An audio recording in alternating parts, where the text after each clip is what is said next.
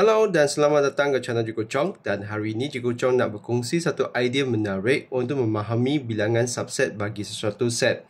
Jadi hari ini Cikgu Chong terfikirlah satu contoh aktiviti harian yang membolehkan kita lebih memahamilah selain daripada kita lihat rumus sahaja. Jadi di sini sebelum kita lihat contoh tu, kita imbas kembali konsep asasnya dahululah. Apa yang dimaksudkan oleh subset. Jadi bab yang kita libat tu adalah bab 11 tingkatan 1 dan juga bab 4 tingkatan 4 lah.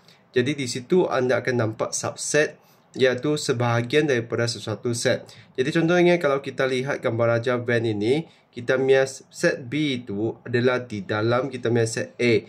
Maka set B itu dikatakan sebagai subset untuk A lah. Disebabkan kita punya set B itu dalam A, B itu umpama anak bagi A lah. Macam tu. Itulah maksudnya subset. Jadi semasa kita nak tentukan bilangan subset tu, kita ada satu rumus lah. Jadi rumus bagi bilangan subset yang mungkin bagi sesuatu set yang mempunyai n unsur adalah 2 kuasa n sahaja. Di mana n itu adalah bilangan unsur. Jadi biasanya cikgu akan ajar anda gunakan rumus saja tanpa bagi satu contoh untuk lebih memahami kenapanya begitu. Jadi hari ini saya terfikir satu contoh aktiviti harian lah yang saya rasa dapat membantu pelajar untuk memahami kenapanya begitu. Jadi di sini kita punya contoh aktiviti harian adalah seorang ibu nak keluar ke pasar dan tengah berfikir apakah kemungkinan nak bawa anak mana bersama. Jadi di sini saya sediakan 3 situasi lah, di mana situasi 1 tu dia hanya mempunyai seorang anak. Jadi set A itu adalah anaknya lah. Jadi di sini hanya mempunyai seorang anak bernama Ben. Jadi di sini kita ada seorang anak saja. Kalau kita gunakan rumus tadi, iaitu 2 kuasa N tu dengan N tu adalah bilangan unsur tu. Jadi di sini 2 kuasa 1 kita dapatnya adalah 2. Jadi di sini kalau kita gunakan contoh ini kan, jadi kita cuba fikirkan. Jadi kalau dia ada seorang anak aja, jadi ibu ini nak keluar. Jadi ada 2 kemungkinan di situ. Jadi apa kemungkinannya? Kemungkinannya adalah dia keluar sendiri saja tanpa bawa anaknya atau bawa anaknya sekali, Ben. Jadi itulah 2 subsetnya bagi situasi di mana dia ada seorang anak. Kalau dia ada seorang anak, dia boleh sama ada tidak bawanya keluar atau bawanya keluar. Jadi macam tu. Itulah kenapa kita ada set kosong lah. Maksudnya tidak bawanya keluar. Jadi begitu untuk yang pertama ini. Jadi seterusnya kita sambung dengan situasi 2. Di mana situasi 2 dia mempunyai 2 orang anak bernama Ben dan Lee. Jadi di sini kita punya bilangan unsur tu adalah 2 lah. Jadi kalau bilangan subset kita tu adalah 2 kuasa 2 iaitu adalah 4. Jadi kita cuba fikirkan, ada 4 kemungkinan di sini. Jadi kalau ada 2 orang anak, tetap juga dia boleh keluar seorang diri tanpa bawa mana-mana anak lah.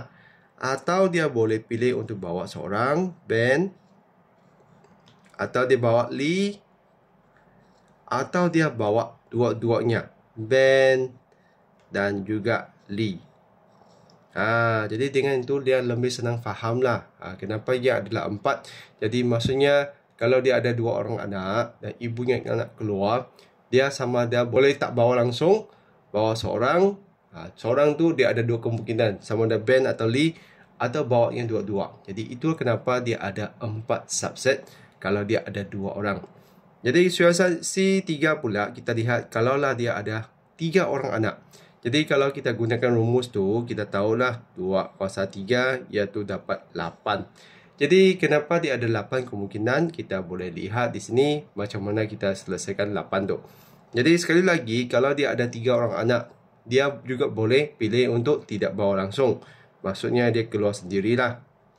Dia boleh pilih untuk bawa seorang, mana Ben, atau bawa Lee, atau bawa Hui.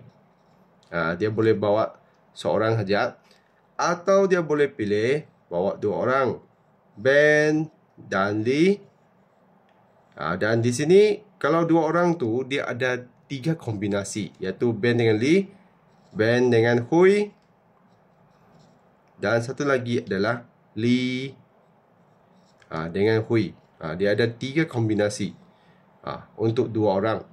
atau akhir sekali, dia boleh bawa ketiga-tiga tu, iaitu Ben, Li dan Hui. Jadi di sini berapa kemungkinan tu? Memangnya ada 1, 2, 3, 4, 5, 6, 7, 8. Ada 8 kemungkinan. Jadi dengan contoh seperti ini yang seperti aktiviti harian tu, anda boleh lebih fahamlah kenapa bilangan subsetnya adalah begitu. Jadi anda boleh gunakan contoh lain supaya anda lebih faham selain daripada lihat rumus itu sahaja.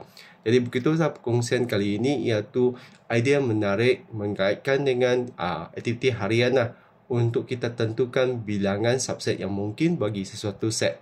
Jadi begitu saja perkongsian kali ini. Kalau rasa video Cikgu Chong ini membantu, jangan lupa untuk tekan like dan subscribe channel Cikgu Chong. Sekian, terima kasih. Kita jumpa lagi.